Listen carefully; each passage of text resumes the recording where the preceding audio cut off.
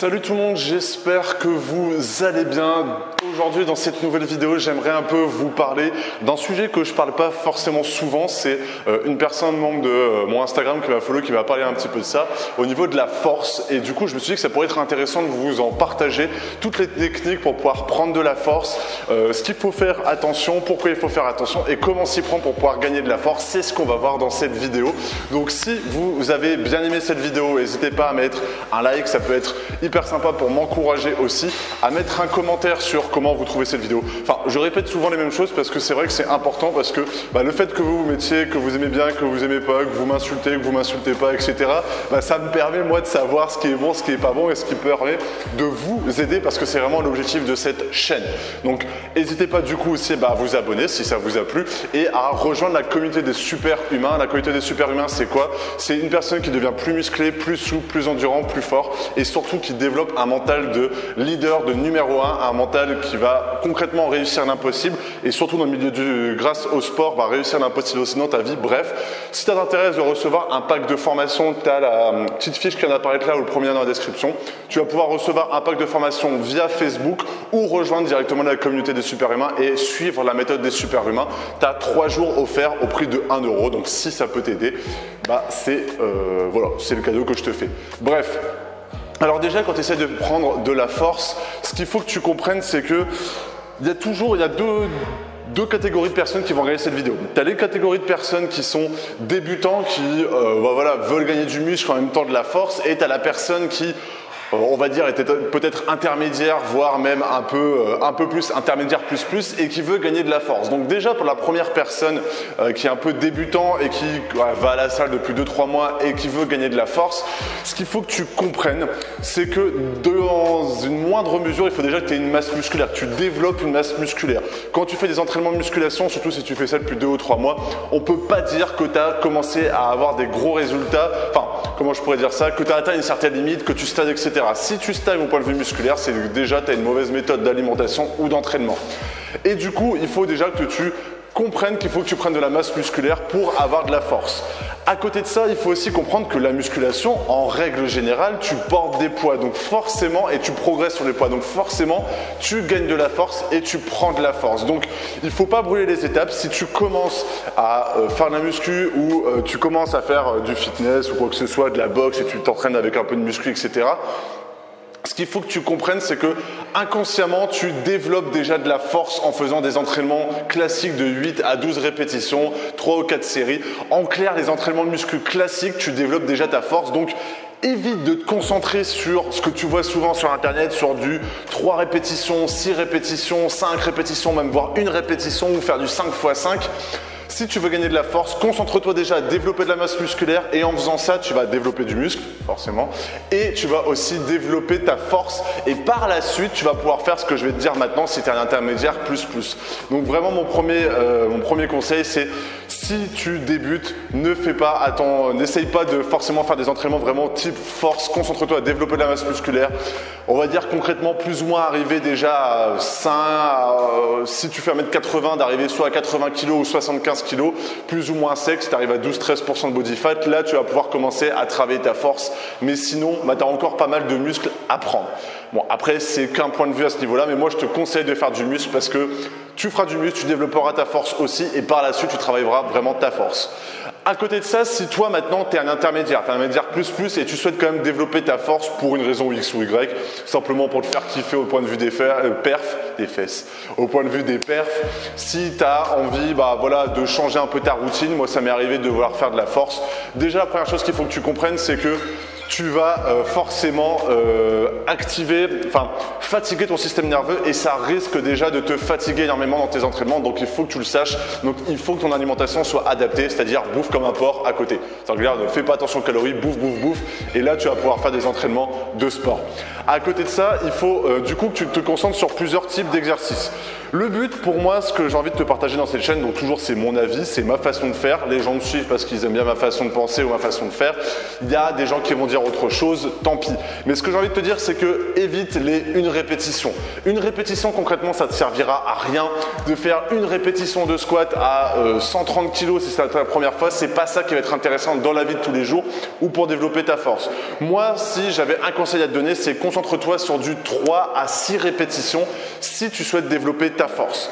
Bien entendu, il faut que tu maîtrises le mouvement. Si par exemple tu fais un squat, parce que ça c'est le mouvement classique des gens qui veulent développer la force, leur force. Si déjà au squat tu arrives jusque là et tu as l'impression de faire un squat complet, c'est pas ça. Il faut vraiment que tu arrives à bien maîtriser le squat pour vraiment rester droit et avoir vraiment les fesses ou plus bas que les genoux déjà. Si tu en es qu'à juste là avec le squat, par exemple, je te donne un exemple du squat, déjà, maîtrise le mouvement. Mais à côté, si tu fais bien tes mouvements, si tu as un bon poids, tu manges pas mal, moi je te conseille de te focaliser sur 3 à 6 répétitions.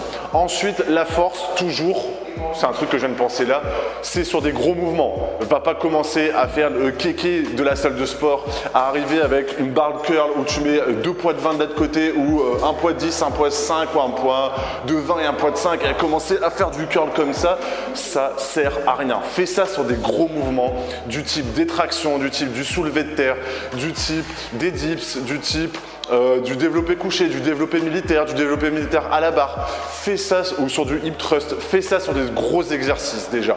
Et à côté de ça, il va falloir que tu travailles du coup sur différentes variantes de ton mouvement. C'est-à-dire que si tu veux développer ta force, gagner de la force, il faut du coup que tu te concentres sur du 3 à 6 répétitions, mais que tu travailles aussi sur différents angles. Ton muscle, il a plus ou moins 2 phases. Quand je ne sais plus si c'est excentrique, concentrique, je me souviens jamais, on s'en fout concrètement. Moi, c'est soit tu fais ton mouvement où tu développes ta masse musculaire comme si tu poussais ou si tu tirais. Donc le mouvement que tu fais, par exemple, si tu fais le dos, tu tires, si tu fais des pecs, tu pousses.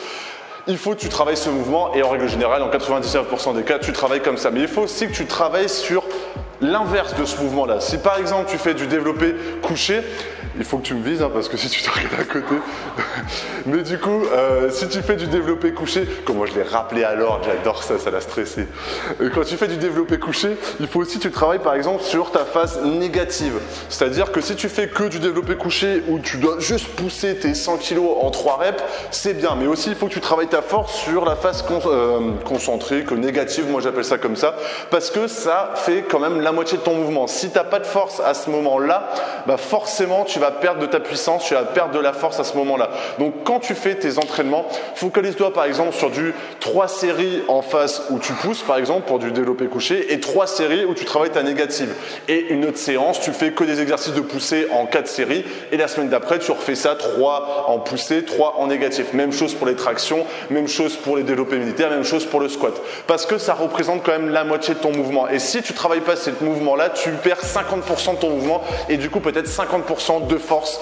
Et on le voit quand tu travailles un mouvement et il y a des gens, quand ils descendent déjà leur mouvement, ils sont déjà en train de trembler. Et ça ne devrait pas être comme ça. Quand tu arrives en bas du mouvement, c'est à ce moment-là où tu devrais avoir de la force pour pousser. Bref, tout ce que je veux dire, c'est de bien séparer ton mouvement dans la phase négative et la phase, on va dire, du mouvement classique comme le pousser pour les développés couchés. C'est vraiment hyper important parce que sinon tu perds 50% de ta force. En même temps, ça travaille d'autres fibres musculaires et du coup, c'est hyper intéressant. Donc ça, c'est vraiment quand tu es intermédiaire, plus. À côté de ça, moi, ce que je faisais, c'est aussi si tu veux développer sur un mouvement plutôt, par exemple le squat, par exemple le développé couché, travailler d'autres variantes et d'autres variantes qui vont pouvoir te permettre de progresser, par exemple, sur le mouvement de base. Par exemple, c'est les BCA qui remontent. Par exemple, le truc, il remonte pas vraiment, mais il faut en faire un.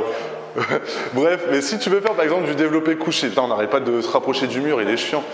C'est toi, t'es comme ça en train de. Bref, si tu veux faire par exemple du soulevé de terre, si tu veux faire par exemple du squat ou du développé militaire, il faut aussi que tu travailles sur d'autres mouvements qui soient plus durs et qui vont te permettre de pouvoir travailler le mouvement et à gagner de la force. Concrètement, je vais arrêter de parler, de raconter ma vie. Si par exemple tu fais du développé couché, par exemple, mettre des élastiques avec des poids pour pouvoir augmenter la difficulté et travailler d'autres petits muscles muscles qui vont te permettre de pouvoir gagner et progresser sur l'exercice de base.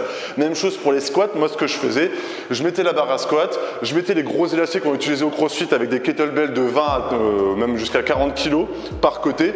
Et en fait, quand je prenais la barre sur le squat, quand je baissais, la barre bougeait dans tous les sens et du coup, je gagnais beaucoup plus.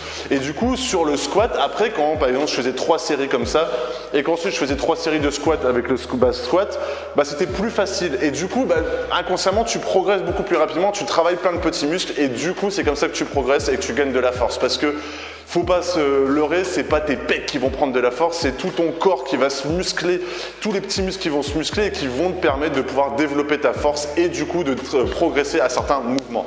Donc c'est vraiment l'optique de cette vidéo, c'est de te dire, oublie une répétition. Pour moi, en tout cas, ça sert à rien. Il y a peut-être des gens qui vont me traiter dans les commentaires, mais voilà, oublie les répétitions. En tout cas, c'est pas mon objectif. Moi, ce que je mets dans la méthode des superhumains, c'est des répétitions de ce style-là, 3 à 6 répétitions pour pouvoir développer ta force et du coup aussi de décomposer l'exercice dans la phase négative et dans la phase de poussée et du coup aussi de accentuer avec des exercices qui soient beaucoup plus difficiles comme le développé militaire, le squat avec les kettlebells qui pendent sur des élastiques, la même chose sur le développé couché, etc.